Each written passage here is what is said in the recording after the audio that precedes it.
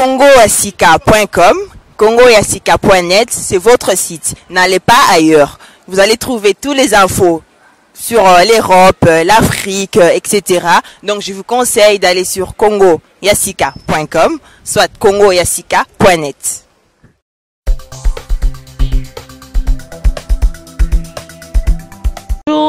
Bonjour ou bonsoir chers internautes de 3xW congoyasika.com, site nabino humanitaire, site nabino éducatif, site nabino oyo ezo édifier biso, ezo pesa biso batoli ya bien, ezo pesa biso biloko ya bien. Lelo na kati émission nabino vibration totale.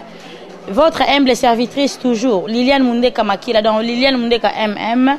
Donc na kati émission nabino vibration totale. Tozawana lisusu tozo continuer na bakati ya batoli ya bwanya pona ko édifier bino na kati ya émission oyo. Donc titre ya émission na titre ya sujet na biso ya lelo eza papa aboti na mwana na ye, ou autrement dit papa asente mwana na ye to papa azemisi mwana na ye. Papa oyo aboti ye biologiquement azemisi ye. Wana eza titre ya émission na biso ya lelo. Lelo toza nazanga moko te na plateau. Na plateau tozali awa na maman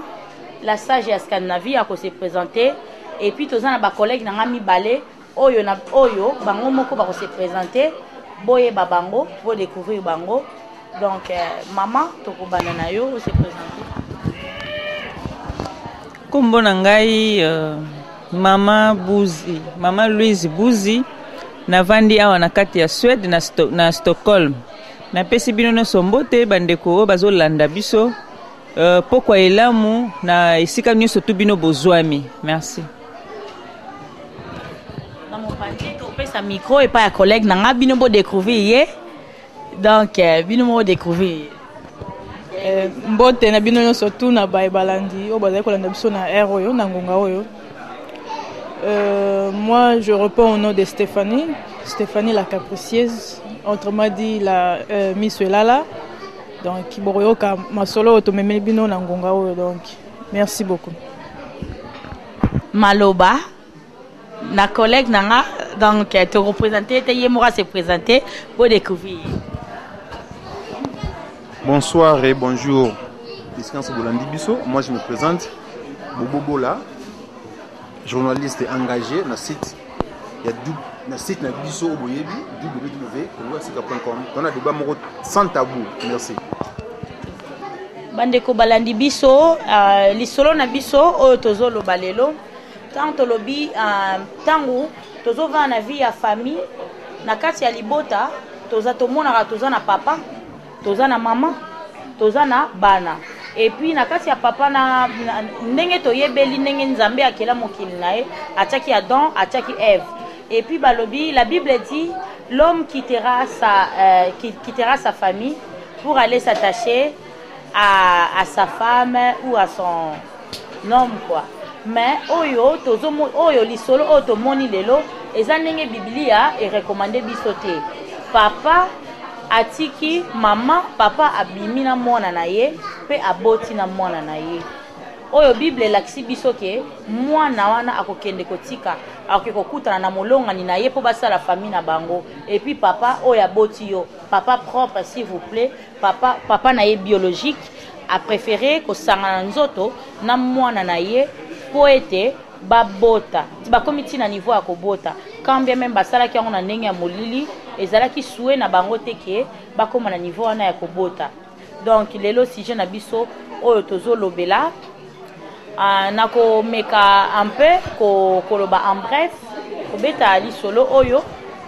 Donc merci lisusu na osenga merci mingi na Maurice Premier mon boss na kati ya Norvège yende asali ke masolo o ezala, et puis na ba collègue nyonso o bandimi lelo tovanda ato lobela, sans oublier donc les créateurs d'images balobi Eric Image. Donc si vous mona ba image aboye donc mukonza ya kangi pa masolo Scandinavie mobimba Eric Image yenda simbi biso donc na kati ya bino moko bozo ba image yango, donc eza Eric Image asimbi biso. Merci mingi Eric, et puis merci lisusu na Maurice Premier balobi Maurice Premier donc ba merci ebele yondo sali makambo oyo ezala te donc merci mingi merci beaucoup Maurice Premier molongani ya batu ya Anna Mokuli donc talarara Anna Kibamba Mokuli molongani ya batu ya les premiers hein merci beaucoup sans oublier tozongi lisusu na sujet na biso oyo ezali ya papa aboti na mwana ye donc ndenge zawana toko partager yango na ko résumer lisolo po bino ba ebozolanda biso na ba internet na bino partout wana bozali boyoka lisolo eza nini lisolo ya lelo eza na elenge mwasi ya 14 ans s'il vous plaît azalaki kovanda ndaku na papa na ye mama na ye akendaki na mobembo après mama kokende na mobembo ye na papa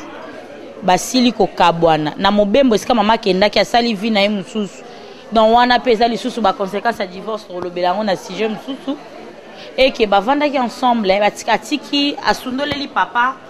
mwana papa tikali na mwana na ye na ndako bango mibale bavandi na bolingo nyonso papa kipara mwana na ye na bolingo sain ou aux yeux de tout le monde atikali na mwana na bolingo nyonso mais kotikala papa tikali na mwana na bolingo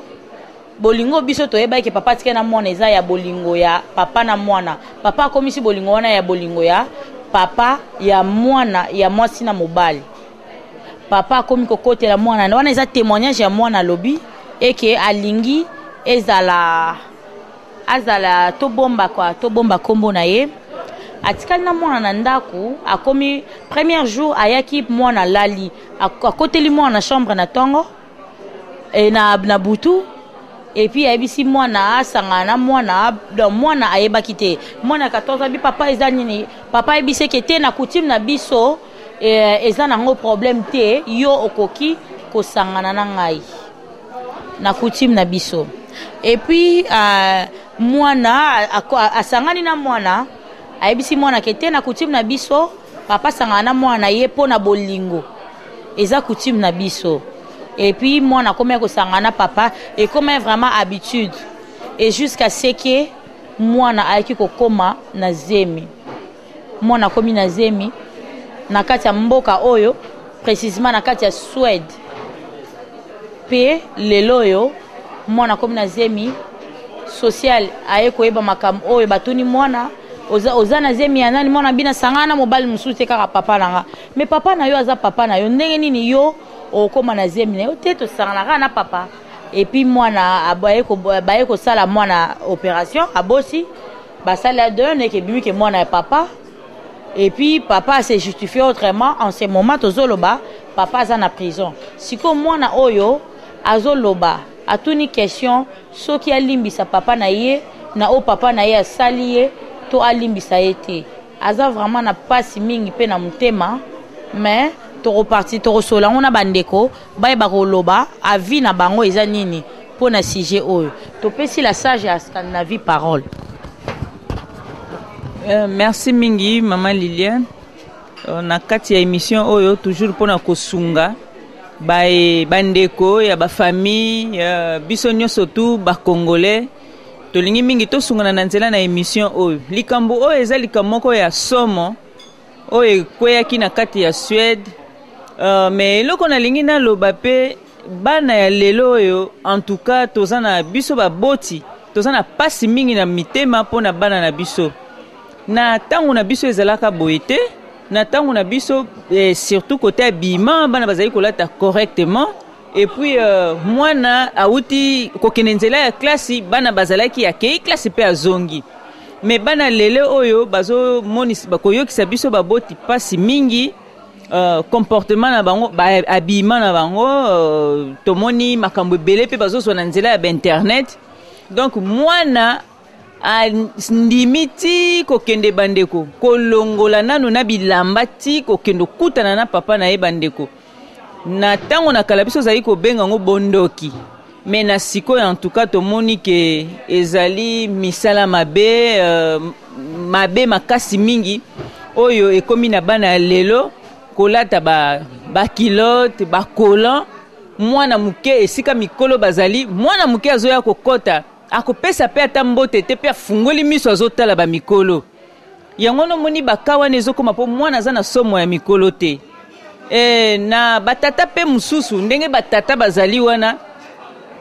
okomona ye tata mobimba alati pantalon akangi ceinture me na makanisi ne aza papa te alingi komona mwana aleka te bandeko totala kaka mwana oyo yo moko ozomona ndenge azokola okitisela ye pantalon donc oza ndoki oza mukuyu moto ande mwana na mikolo ya lelo oyo ebongi na yo koluka basali ya nzambe babondela mpo na yo mpo na mwana wana otuna lelo oyo alimbisa to te akoki kaka limbisa parceke asi andimaki kolongola kaleso na ye liboso ya papa na ye sans ke ayebisa ata mwa voisin ata ni to aboya carrément mwana lokola ndimaki mpo na nga namoni azali oblige ya kolimbisa papa wana nde wana mama Liliane ngai namoni me mwana alobi ayebaki te keza mabe papa ayebisaki ye keza coutume selon coutume na bango na âge ya 14 ans yango wana tolobi na bapapa ya ndenge wana tozomona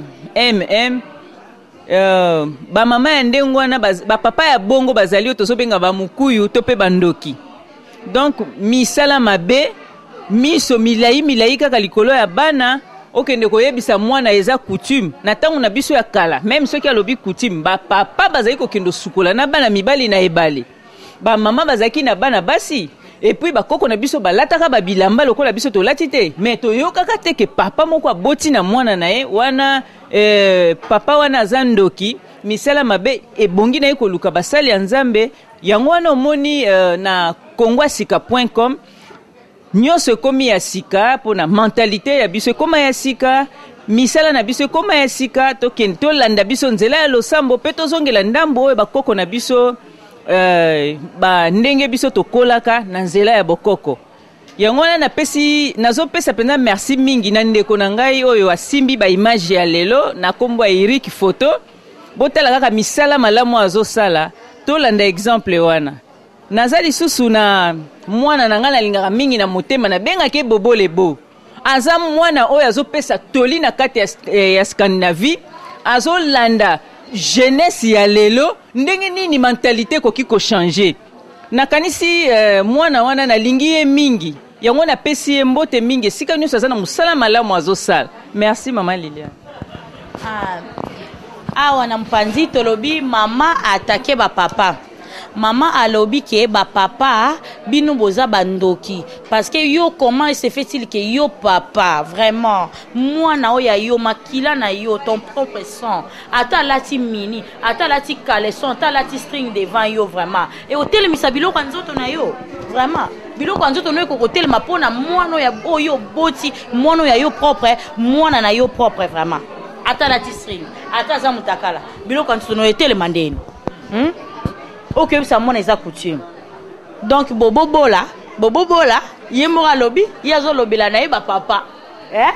donc to pesi bobobola parole. Merci maman Liliane Mondeke motema ya George Bambalas masa nanga wakati famille eloko oyo eza esalinga pasi en tant que papa en tant que jeune parent en tant que jeune responsable. Tous en poto il faut que la réalité place autour ali histoire vraie et ils ont makambo salemaka et salemaka pe ezo salema na minute vandi awa makambo de salema ils a passé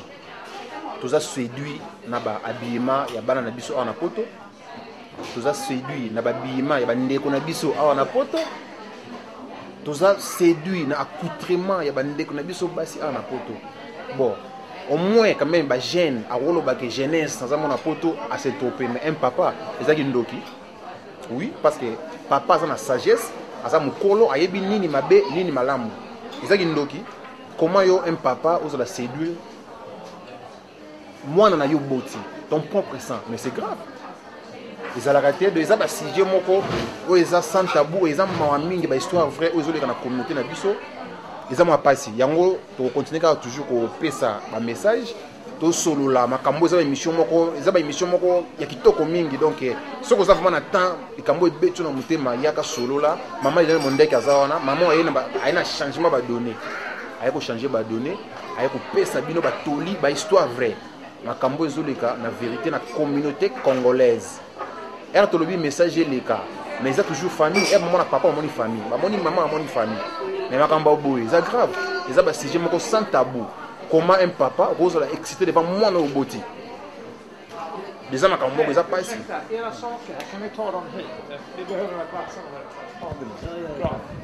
toza frappé na bandeko na biso ya basi ya poto accoutrement elateli oyo elateli comment tu imagines toi une fille de 25 ans alors ta collant na poto magasin mboka liberté magasin mboka botobo était fashion tondimi mais tu vas finir quand même et tu le retour à l'authenticité une jeune fille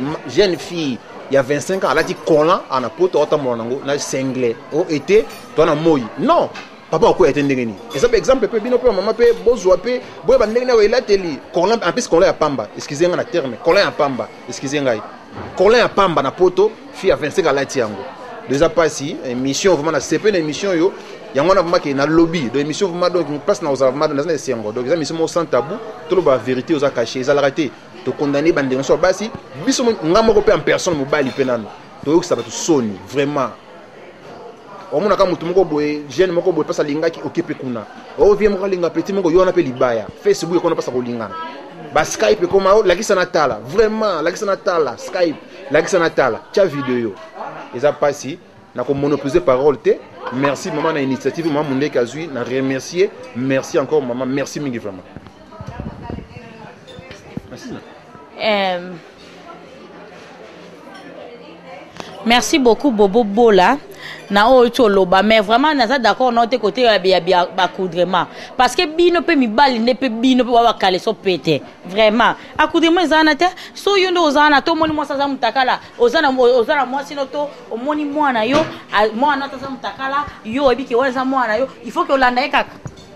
il faut que bimana mwana yo wangala d'accord na yo te ezala te ezango lika macoudrement te bino pende bo ba kale so pété bino mibali vraiment mwana yo moko ezango lika macoudrement te ezaka ndeli kamisa kindoki bino mibali bino boaka ba putain de merde Fanny Miss Lala vraiment c'est Fanny Miss Lala yé peut intervenir pour un sujet. Merci pour la parole d'abord. Nga na koloba boye tant que moi jeune fille bon to boye te ba jeune fille bazola ta mabe pe makasi lisusu bon jeune fille mususu mona ola te lamba par exemple ndenge grand frère papa ocholoba bobo là donc tu peux cet exemple fille ola ta collant ezalaka bien soko latina elamba moko ezipi nzoto moni yo kolata collant na singlet to collant na elamba moko eza likolo donc le reste ya biloko nyonso tout donc libanda quoi moni eza respecté devant ba parents eza respecté na mutu nyonso to oza oyo azali pardon mokolo na yo eza bien te surtout esika bana mibali bazali faut kopesa nzoto kilo kobongisa mpe elateli côté na biso ba jeune fille vraiment wana lengana pesa conseil eza mabe mais yo papa nde sika penza nde na obeta sete makasi comment se fait-il que yo mwana na yo ezala lati elamba ya mabe ezala lati elamba o eza ko dispose ezo laksa nzoto o eza ko indisposer bato soki eza mutu mususu alingi mwana na yo to aza dérangé par rapport à aza donc aza indisposé par rapport à elateli ya mwana je peux au moins comprendre mais yo parent oyo boti mwana na yo moko donc veut dire makila na yo moko mwana moko biologique oyo boti awuti na libumu na yuti epai na yo okende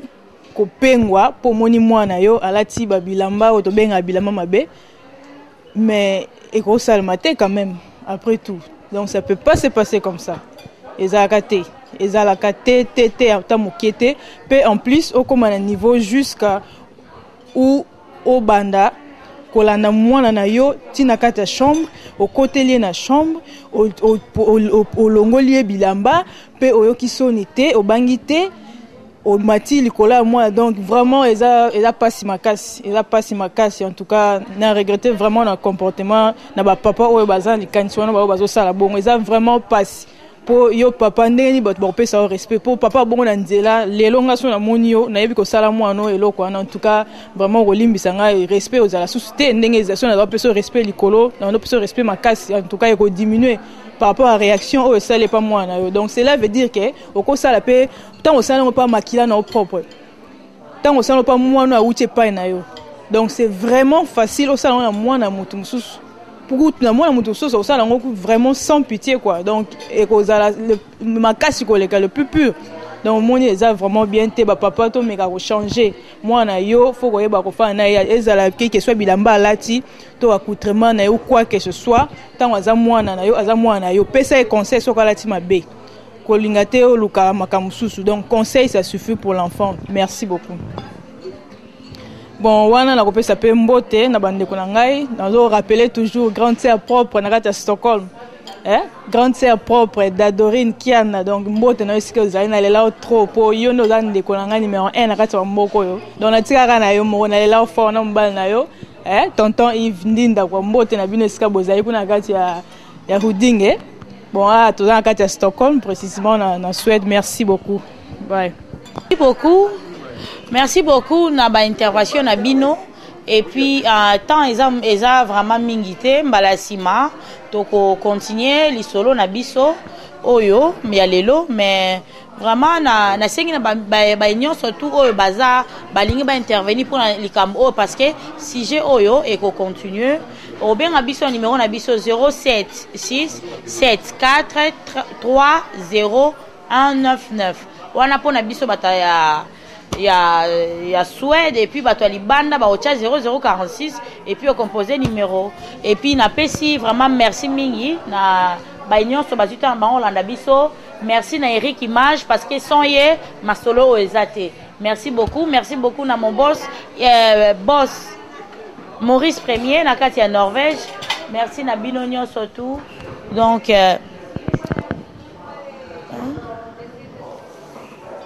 merci beaucoup na ba union surtout balandaka émission na mino Kongo Asika toza na kati ya Kongo Asika ba émission ya Sika ba journaliste Sika ba idée ya Sika makamba Sika po ete Kongo na biso ekende toujours liboso donc merci beaucoup na Maurice Premier na idée oyo zui merci na bino so bolandi biso et puis si je na biso oyo to suki na yango te to pesi numéro na biso 0046 74 et 76 74 30 199 pour na ba nyonso o balingi ba contribuer na sujet o bo benga ba idée na bino nyonso tout et puis to continuer les sous sujet na biso parce que o eza sujet vrai o ezo makambo ezo le kasiko na kati ya mboka na biso donc suite ya mwana to roye bango prochainement ni ne komeni mwana donc merci na bino tout merci na mo balandi biso merci na mon boss toujours Maurice Premier Congo Asika donc Congo Futur merci beaucoup na motema ya Liliane Mundeka balobi Bambalas Élisée Makiese Yves Kanga Percy Kanga famille Kanga tout Antoine Kanga donc Antoine ya bakanga donc ba mbote to bino tout ba Israël ba bien-aimé ba Noni Sherina la fille à maman donc on a pesi parole na bobobola allo balizelo ba suka tala Merci encore, je tiens à remercier toute la famille qui me rend chère pour l'émission. Il y a une émission moko ya famille, il y a une émission moko ya conseil, une émission moko ya c'est très important pour la liberté pour la maman. Et na remercier maman na biso, maman to biso mayele, maman to tinda ke mokilombe lingangai. Il faut na confirmer sur le boy vandi. Maman Mouya, maman Louise Mouya, maman Ngai, na pote comme boy, maman Nga. Donc bien Maurice Premier, il y a bien www.congoasika.com makambo ya sika. Maman Liliane Mondai qui est motema ya Bambalas. Merci maman. Tableau qui toko plateau elengi mokile solo li. Petit c'est na propre. Petit c'est na propre Stéphanie Monsieur Lala. Petit batozo benga na ba téléphone té petit abimi botika ye mon abima na ye azamba succès na ye bo comprendre. Merci. Na remercie encore vient nga ino malamba retour na terrain. Maman qui ka et fille ba maman mingi ba maman Chalou na musika. Madame Nangai Sarah, merci mingi na ba onyo so ba konda biso na www.congoasika.com. Émission aux émissions sage sans tabou. Yaka solo là. Merci. Merci pour la parole Soussou. Nga on peut ça mbote na ya na ngamo na bosa na ke trop makanse siko donc il y a vite bino ebika vite fait donc mbote na yo grande sœur propre pituna mbote na yo la pesi mbote na petite na ngai na petit na ngai Cléden ba mbote na bino na tonton Boye na kati ya Paris ba mbote na bino lingi bino mingi Lia Swaga ML Marlène Lutona dio na bosa ni ote mbote na siko zali veut dire Nathalie il est là ma copine mbote na yo BN Black Line Bejanando mbote na yo Maurice Premier na bosanité yemoro ozo filmer o ba image to bozo mona elengyo Eric Image donc Eric Image donc on a confirmé ma son na kati ya Stockholm na kati ya Suède donc mbote na yo esiko zali na yebi ko benda ba image ya kitoko elengi na bosanité mukola makambo nyonso to Maurice Premier mbote na yo number 1 talaka yo muso azate pe site na biso Congo ya sika www.congoyasika.com donc on est kangi masolo partout donc on a rappelé le journée na biso ya le 14 décembre to bosanité boye belé toujours quand na lobby boye belé au ça biso bien bo sepela biso surtout les journée africaine donc on a passé une parole par maman Louise on a bosanité mbote na yo moni siko baki na bosanaki na bosanité oza pembe mais mbote na yo mbote na la fort edit mu ya petite sœur propre ça parce qu'elle est elengi donc maman Liliane Mundeka tala émission donc ça là elengi donc il y a un mbote na la fort bisou belé tonton Bambalas mbote famille na mo bimba mbote donc na lingi bino surtout donc on a passé micro merci beaucoup.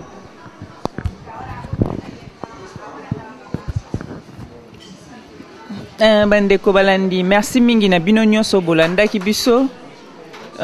to na pesi bino nyonso mbote liboso ya internet na nzela ya www.com Congo sika bo comprendre que nyonso za ya sika nyonso ebaluki boyeba ke ebaluki to vibrer ba poussière longo biloko nyonso to komi kozongela mentalité to boyiba papa ya mukuyu ba papa ya bandoki o bazo bebisela biso futur alobi o baza bana na biso bandoki nyonso na to tia bango kraka botika bana na biso bakola ba okita na biso na yango na pesi motema nanga chéri Simel Makiese na kati ya France soki olingi po ozotonga olingi osala ba o nyonso to etali électricité kota na kati bokutani na pesi bana nanga nyonso tu bamuya mbote mingi na pesi Marcelin Mateba na bosanité semeki na ngai Betty na kati ya Londres na pesi ya Cécile na kati ya Suisse mbote belé mona na ngai Stéphanie Miss Elala capricieuse mbote belé mingi papa Eric azosala ke nga mama na bino na bima na kutana na bino to pesana na pesa bino oyo ebombana Eric photo ba photo kitoko ba image ya bien et puis mona na ngai Liliane Mundeki na pesi mingi merci na émission oyo ndenge leki pona kosunga ba mabota na kansi prochainement tokokutana.